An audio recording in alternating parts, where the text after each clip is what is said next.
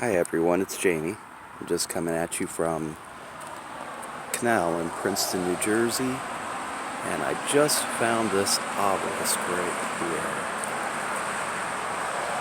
I'm going to move to the car because it's quite a bit of traffic around here, and I just wanted to be able to talk a little bit more. My talk today is going to be a lot about this area and its effect on my life even before I came here. This is very close to a location or somewhere along the route to somewhere that my ex and I got in a huge, tremendous fight before I even came to New Jersey, because she said that she was almost run off the road somewhere near here along this road that I'm on. Oh, 1 second as I open up the car.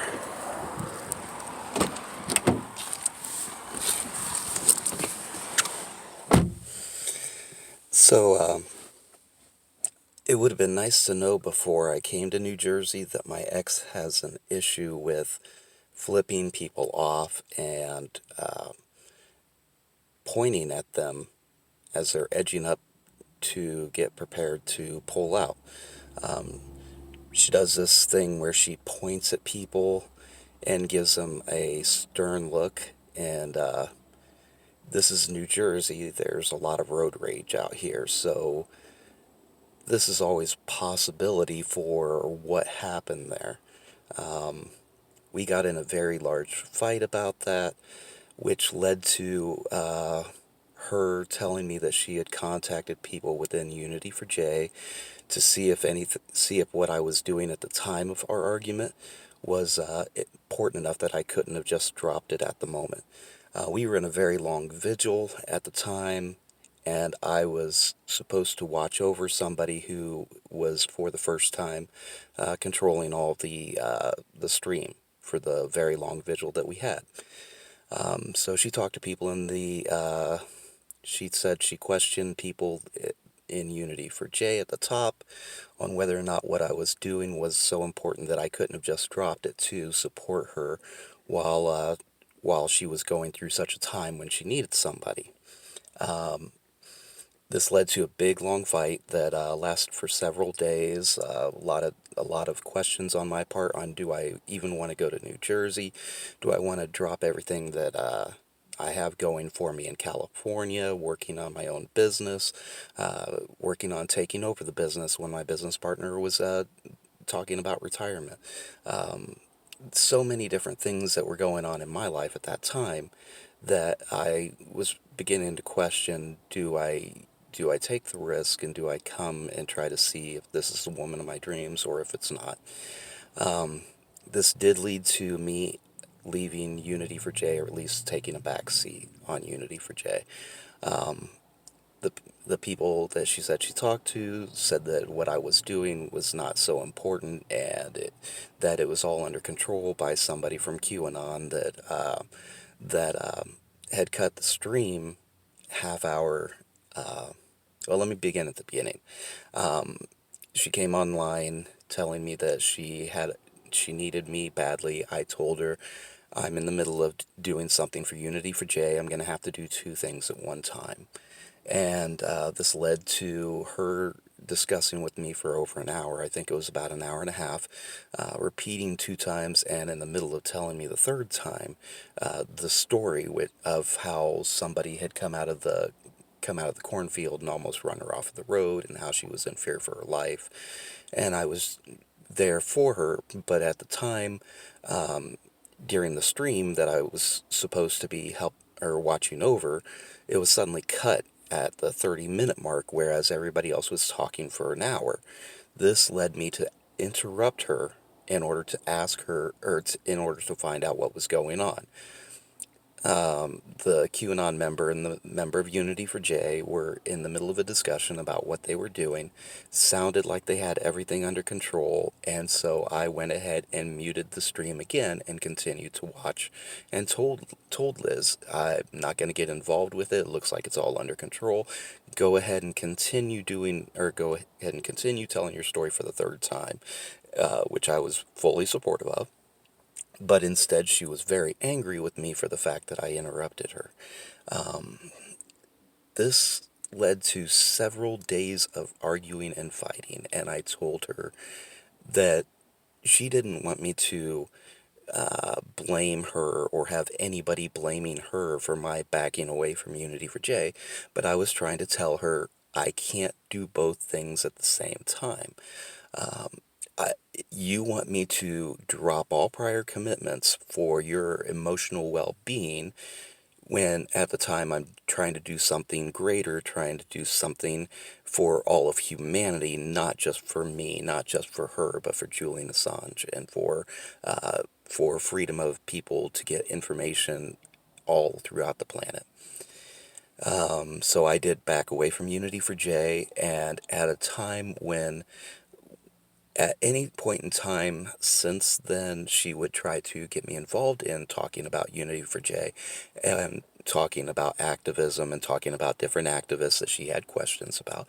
And I would tell her, I do not want to discuss it. I was never trying to glean information from her. There was never a point in time where I was gleaning information from her. In fact, she will flat out tell you that I over and over again would begin asking her not to speak about things until it ended up into me going from begging her not to me telling her not to me telling her to shut up, to even escalating even further because she just would not even stop talking about things that I told her I do not want to discuss. Tried to be as supportive as I could of her, of everything. She seems to forget that when she wanted to go to the P raid at Princeton University and pass out T-shirts, who was it who had all of those T-shirts, which was several hundred pounds, on his back, carrying those for her to try to pass out? So anyway, this whole I'm trying to sabotage anybody, and I'm some kind of a plant on the inside. Absolutely laughable. So, I mean, she went on video just a couple weeks before. Who was it who went and got the backdrop for the one versus five eye and put it all up for her? Who was it who set up all the lighting for her? Who set up all the cameras for her? Who set up the internet for her to try to make sure that it was working correctly? Who was it who tried to, or who she had to pause the stream and asked to come over and try to help her figure out what was going on?